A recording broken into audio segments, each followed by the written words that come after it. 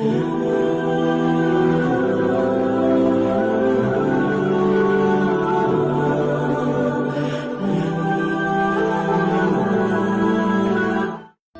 पाक फरमाती हैं, ओ मेरे नबी के गुलामों, मैंने ये रंग भी देखा है कि हुजूर ने इतना खड़े रहे, इतना क़याम किया कि मुकद्दस पैरों में वरम आ गए, सूज गए पैर।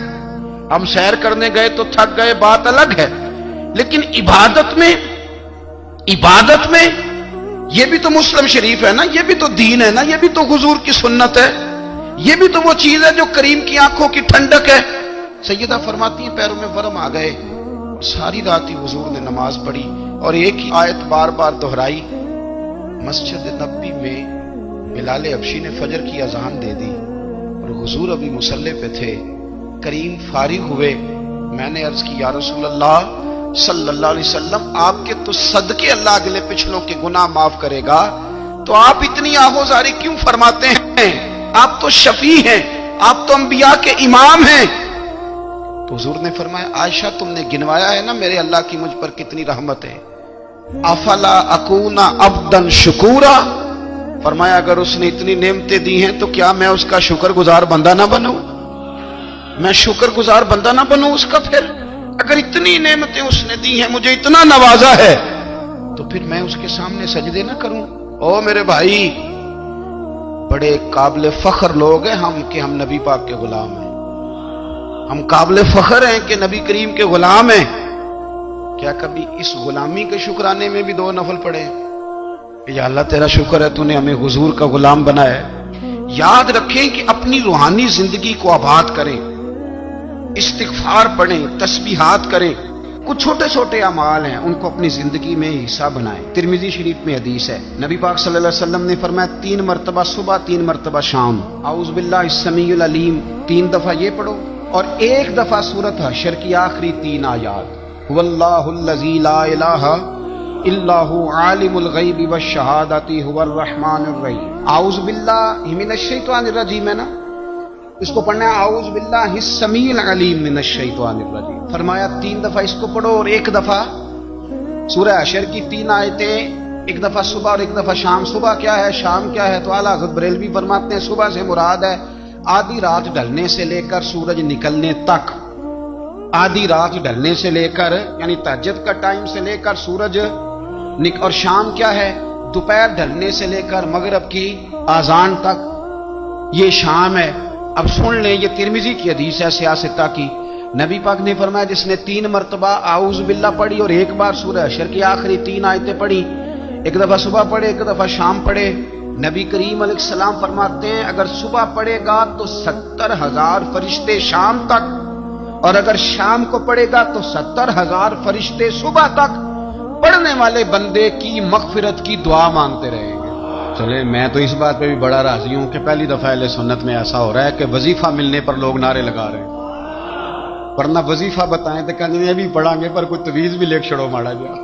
एक साहब आए, मुझे कहने लगे जी बरकत कोई नहीं, गुरबत बड़ी है। मैंने कहा सूरत वाक़या पढ़ा कर। कहते पीर साहब थोड़ी तकलीफ करो को मैंने तवीज भी कर दो। मैंने उनसे कहा खुदा के बंदे, मैं तवीज दूंगा, पता नहीं काम बनेगा नहीं बनेगा, सूरत वाक़या पढ़। ये वो तवीज है जो मदीने वाले रसूल ने अता फरमाया है कि सूरत वाक़या पढ़ो, तुम्हें कभी फाका नहीं आएगा। तो वज़ाइफ पढ़ें, इबादत करें, तैयारी करें, कुछ नेक आमाल बचाएं ऐसे जिनका हमें पता हो, जो हमारे रब को पता हो। हजरत अब्दुल्ला इब्न उमर रज़ी अल्लाह ताला अन्हु, हजरत उमर के साहिबजादे, मक्का मुकरमा में उनकी कब्र है। मैंने जब उन्हें पढ़ा तो मुझे उनसे बड़ा प्यार हो गया। लेकिन आपको पता है वहां जाके किसी शख्स का मजार तलाश करना या पूछना एक मुश्किल काम होता है।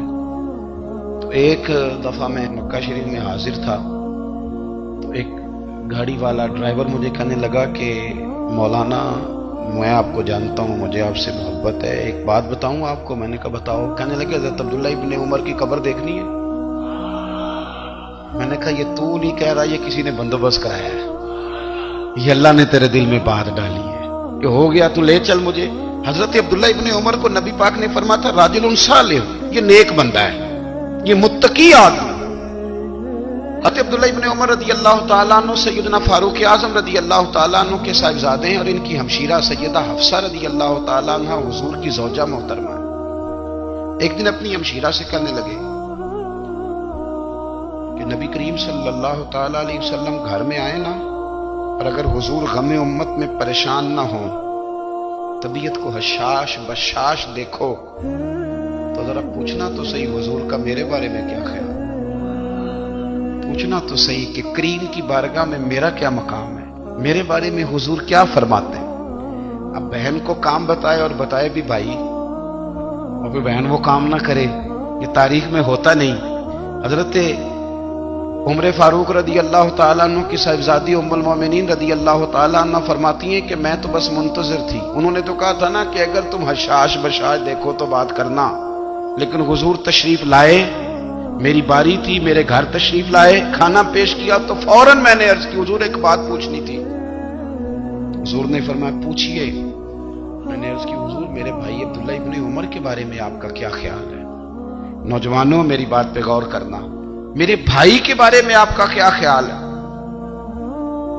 تو نبی کریم صلی اللہ تعالی علیہ وآلہ وسلم نے میری طرف دیکھا اور پھر حضور زیر لب تھوڑا مسکرائے، اور بریلی کے امام کہتے ہیں کہ حضور مسکرا دیتے تھے نا تو جو بڑا دکھی ہوتا تھا وہ بھی ہنس پڑتا تھا۔ اب سوال پیدا ہوتا تھا کہ پھر تو اس مسکراہٹ کے لیے انتظار کرنا پڑتا ہوگا کئی مہینے کہ حضور مسکرائیں تو رونے والے ہنسیں، تو اعلیٰ حضرت فرماتے نہیں، انتظار نہیں کرنا پڑتا، یہ مسکراتے رہنا تو حضور کی عادت ہے۔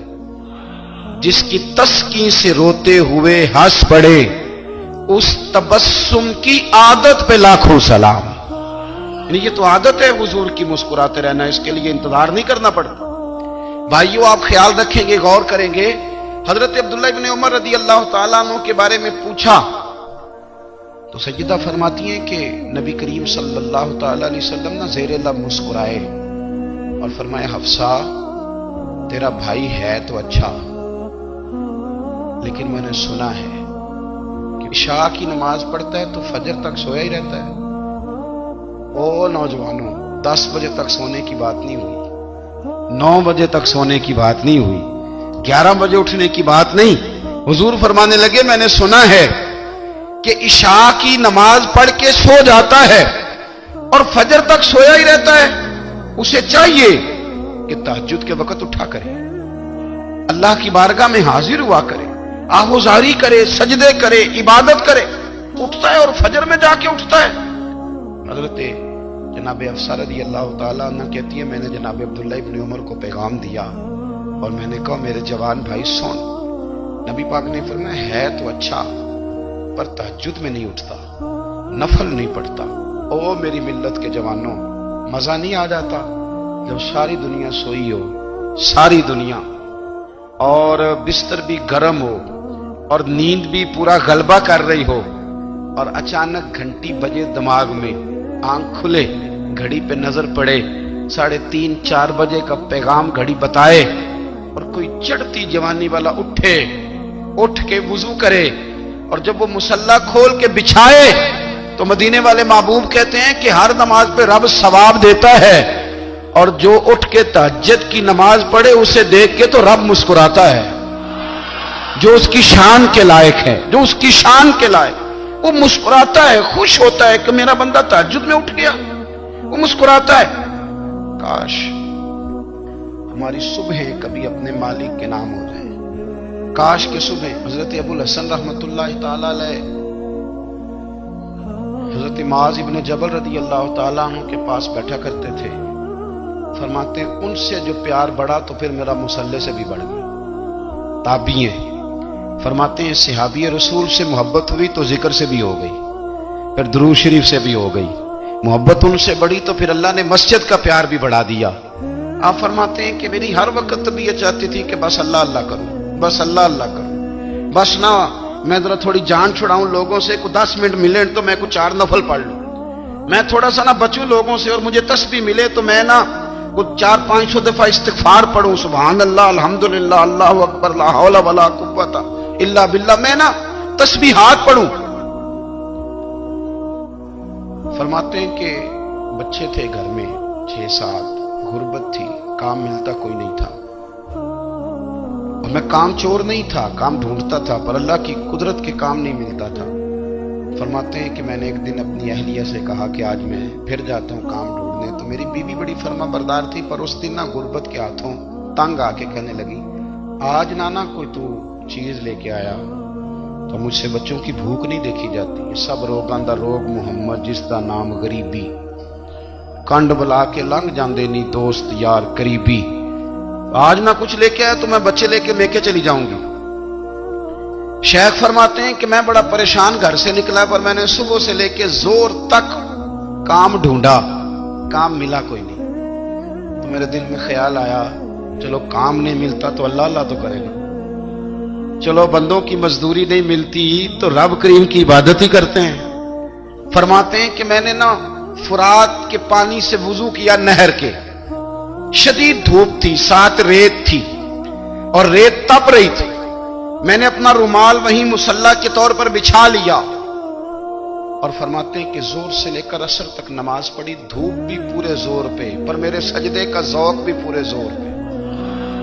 فرماتے ہیں سورج بھی چمک رہا ہے اور رب کی عبادت کا ذوق بھی پورے زور پہ، میں سجدہ کروں تو پھر میرا اٹھانے کو جی نہ چاہے۔ میرے استاد لکھا کرتے تھے، یہ ان کا شعر ہے، وہ کہا کرتے تھے مجھے سوز دے، مجھے ساز دے اور مجھے نیم شب کا نیاز دے، دم سجدہ خود کو میں توڑ دوں، مجھے ایسا ذوق نماز دے، اور میں تیری بہار کا پھول ہوں، میں کھلا بھی ہوں تو تیرے لیے، مجھے میری شاخ سے توڑ لے، مجھے اپنی زلف کا ناز دے۔ بھائی فرماتے ہیں کہ عصر تک میں نے نفل پڑھے، دل ڈھلنے لگا، عصر کی نماز پڑھی اور میں وہاں سے چلا۔ اب میں جب نکلنے لگا تو دل میں خیال آیا کہ چھوٹی چھوٹی دیواریں ہیں گھر کی، بغیر کچھ لیے جاؤں گا تو بیوی دور سے دیکھے گی تو شور کرے گی کہ پھر خالی ہاتھ آ گیا ہے۔ کہتے میں نے اپنے اسی رومال میں جس پہ میں نے نماز پڑھی تھی نا، رومال میں کی آخی دے پنجابی جو صافہ کہتے ہیں، اسی میں نا میں نے کچھ ریت بھر لی کہ وہ دور سے دیکھے گی تو سمجھے گی کچھ لے کے آیا ہے، چلو جا کے اسے بتا دوں گا کہ آج پھر مزدوری نہیں ملی۔ کہتے ہیں وہ ریت لے کر جب میں گھر میں گیا تو پہلے بیوی دروازے پہ کھڑی ہوتی تھی، پوچھتی تھی خالی ہاتھ آ گئے ہو؟ آج میں نے دیکھا تو ہے ہی کوئی نہیں۔ فرماتے ہیں میں اندر داخل ہوا، سلام لیے، کونے میں میں نے وہ رومال رکھ دیا اور میں نے آواز دی کہ بھلی مانس کہاں ہو؟ تو وہ کہنے لگی آپ منہ ہاتھ دھو لیں، میں روٹی لے کے آئی۔ میں نے کہا روٹی کہاں سے آ گئی؟ یہاں تو کئی دنوں کے فاقے ہیں، تو کئی دنوں کی غربت ہے، یہاں تو اس گھر میں تو فقیری ہے۔ فرماتے ہیں کہ وہ روٹی لے کے آئی اور اس وقت کی جو موجودہ نعمتیں تھیں، سمجھ لیں سلاد، اچار، ہر چیز ساتھ لائی۔ میں نے کہا کہ بچے کہاں گئے؟ کہنے لگی وہ کھانا کھا کے کھیلنے گئے، آپ کھانا کھا لیں آ جاتے۔ کھانا اس نے چن دیا۔ میں نے حیرت انگیز لہجے میں ساری نعمتیں اپنے دسترخوان پہ دیکھ کر کے بیوی سے پوچھا یہ کہاں سے آیا کھانا؟ بچوں کو تو نے کہاں سے کھانا کھلایا؟ یہ سارا کچھ کیسا ہے؟ کہنے لگی پتہ نہیں آج آپ کس کریم کی مزدوری کرنے چلے گئے تھے، پتہ نہیں کس کریم کی، میرے گھر میں تو اتنی نعمتیں آئی ہیں کہ مجھ سے سنبھالی نہیں جا رہی، اتنا اناج ہے، اتنا گندم ہے، کس کریم کے دروازے آج چلے گئے تھے؟ یہ کہتے کہتے وہ اٹھی اور اٹھ کر کے کہنے لگی پہلے بڑا کچھ آیا تھا، اب کیا لے آئے ہو؟ اور جا کر کے نا اس نے وہ ریت والا رومال کھولا، کہنے لگے میں تو لے کے آیا تھا ریت، تو میرے رب نے اسے بھی سونے اور ہیرے بنا دیا تھا۔ جب آپ کی توجہ اللہ کی جانب، میرے نبی پاک صلی اللہ تعالی علیہ وسلم نے فرمایا ہر چیز اپنے رب سے مانگ، ہر چیز مانگ، ہر چیز مانگ۔ یا رسول اللہ کیا کچھ؟ میرے محبوب نے فرمایا تیرے گھر میں نمک بھی ختم ہو جائے تو وہ بھی اپنے رب سے مانگا کر، تو مانگنا وہ تجھے دے گا، تو اس کی بارگاہ میں کشکول طلب دراز تو کرنا۔ اور ترمذی شریف میں عجیب لفظ ہیں، رسول کائنات نے فرمایا، رب کریم فرماتا ہے جب میرا بندہ ہاتھ اٹھاتا ہے نا تو مجھے حیا آتی ہے کہ میں خالی کیسے لوٹا دوں اس کے۔ اتنے بڑے بادشاہ کی بارگاہ میں، او بھائی لوگوں سے عزتیں تلاش کرتے ہو تو وہ کیا تمہیں عزت دیں گے؟ وہ تو کل اچھا کہتے ہیں پرسوں برا کہنے لگ جاتے ہیں۔ لوگوں کے سامنے گڈ بک میں آنا چاہو گے تو وہ تو سویرے تمہارے بارے میں کچھ کہیں گے، شام کچھ اور کہیں گے۔ اپنی روحانی زندگی آباد کریں، اپنے مسلح کو وقت دیں اور دنیا سے چھپ کر اس موبائل کو بند کر کے اور اپنے آپ سے بھی چھپ کے اور تنہا ہو کے چھپا کے سارا کچھ اپنے آنسو اپنے رب کی بارگاہ میں پیش کریں، اس کے حضور حاضری دے۔ سنو نا ترمذی کی حدیث، اور اسے یاد رکھنا، نبی پاک علیہ السلام نے فرمایا اپنے دکھ لوگوں کے سامنے نہ بیان کرنا، سیٹھوں نوابوں کو نہ بتاتے پھر، دنیا داروں کے سامنے جا کے نہ رونا کہ میں تکلیف میں ہوں۔ فرمایا اگر دنیا داروں کو دکھ بتاؤ گے رب تمہیں کبھی غنی نہیں کرے گا، اور لوگ ہیں کہ الٹا مذاق اڑائیں گے۔ آپ کی جس سے بڑی پکی یاری ہے نا، پکی، وہ تب تک پکی ہے جب تک آپ نے 50,000 مانگا نہیں، اور جس وقت آپ نے کہہ دیا کہ میں مجبور ہوں میری مدد کر، تو پھر ختم ہو گئی دوستی۔ لوگوں کی تعلقات آپ کے ساتھ تب تک ہیں جب تک آپ ان سے کوئی ضرورت وابستہ نہیں کرتے۔ کریم محبوب فرمانے لگے بندوں کے سامنے دکھ نہ بیان کرنا، اللہ تجھے کبھی غنی نہیں کرے گا، تو اپنے دکھ اپنے رب کو بتا، تو دعائیں مانگ، تو اس کی بارگاہ میں حاضر ہو، تو اس کے حضور عرض کر۔ فرمایا اپنے دکھ اپنے رب کو بتا، وہ جلدی کرے یا دیر سے کرے تجھے ساری دنیا سے بے نیاز کر دے گا، تجھے کسی کا محتاج نہیں رہنے دے گا۔ اپنے مسلح کو، اپنی دعاؤں، ایک بزرگ فرماتے ہیں میں نے دعا مانگنے کا طریقہ اپنی بیوی سے سیکھا، دعا مانگنے کا طریقہ اپنی، سیکھنے والے تو اپنے بچوں سے بھی سیکھ لیتے ہیں، سیکھنے والے تو ہر ایک سے سیکھتے ہیں۔ وہ کہتے ہیں میں نے دعا مانگنے کا سلیقہ اپنی بیوی سے سیکھا ہے۔ حضرت وہ کس طرح؟ فرمانے لگے میری بیوی نے نا مجھے کوئی کام بتایا، کچھ پیسوں کی ضرورت کے لیے کہا، تو میں نے اسے کہا کہ بھئی ابھی میرے پاس نہیں ہے، کچھ دنوں میں آتے ہیں تو میں دے دوں گا۔ عورتوں کی عادت ہوتی ہے وہ بار بار یاد کراتی ہیں، 2-4 دنوں کے بعد پھر اس نے کہا حضرت وہ میں نے کہا تھا کچھ پیسے، میں نے اسے کہا کہ ابھی میرے پاس نہیں ہے، کچھ دنوں میں ملتے ہیں تو میں تمہیں دے دوں گا۔ اس نے کچھ دنوں کے بعد پھر کہا حضور وہ میں نے کچھ پیسے کہے تھے۔ فرماتے میں نے ڈانٹ دیا، میں نے کہا کہ کیا تو روز مجھے شرمندہ کرتی ہے، کہا نا میرے پاس نہیں ہے، ہوں گے تو دے دوں گا، تو روز یاد کراتی ہے۔ فرماتے اس نے پہلے تو میری ڈانٹ کو سہا، پھر میرے سخت جملوں نے اس کی آنکھوں میں آنسو پیدا کر دیے، پھر اس نے اپنے آنچل میں اپنے اس دکھ کو سمیٹا، اور پھر اس نے ایک جملہ کہا تو میں رو پڑا، اور مجھے اپنے رب سے مانگنے کا طریقہ آ گیا۔ مجھے کہنے لگی حضرت جی آپ نے ڈانٹ دیا، میں نے سہ لیا، پر آپ ہی میرے شوہر ہیں، بتائیں نا آپ سے نہ کہوں تو میں کس سے جا کے کہوں۔ فرماتے ہیں میں رو پڑا، اور میں کھل کے رویا، اور میں تڑپ کے رویا، اور پھر میری سسکیاں بند گئیں، تو مجھے کہنے لگی آپ کو کیا ہوا؟ میں نے کہا مجھے بھی دعا مانگنی آ گئی ہے، جب میں اسے کہوں گا نا اللہ تو ہی میرا رب ہے، میں تجھ سے نہ کہوں تو میں کس سے جا کے کہوں؟ میں کیوں کسی بندے سے سوال کروں؟ میں کیوں کسی دنیا دار سے کہوں؟ میں تیرے بندوں کا، نیک بندوں کا وسیلہ لے کے، تیرے محبوب کی غلامی لے کے تیری بارگاہ میں آیا، تجھ سے نہ مانگوں تو کس سے مانگوں؟ سمجھ آ گئی ہے جب میں اس رنگ میں مانگوں گا تو پھر رب میرے اوپر بڑا ہی فضل فرمائے گا، وہ میرے اوپر بڑی رحمت کرے گا، وہ میرے لیے آسانیاں کرے۔ عزیز دوستو ہم اس طرح کرنے لگ گئے ہیں کہ ہم نے نا اپنے تعلقات پر اعتماد کرنا شروع کر دیا ہے، میرے تعلقات بہت ہیں، ہم نے اپنی دولت پر اعتماد کرنا شروع کر دیا ہے، میرے پاس دولت بہت ہے، ہم نے اپنے علم پر، اپنی شہرت پر اعتماد کرنا شروع کر دیا ہے کہ میرے پاس فلاں چیز بہت ہے۔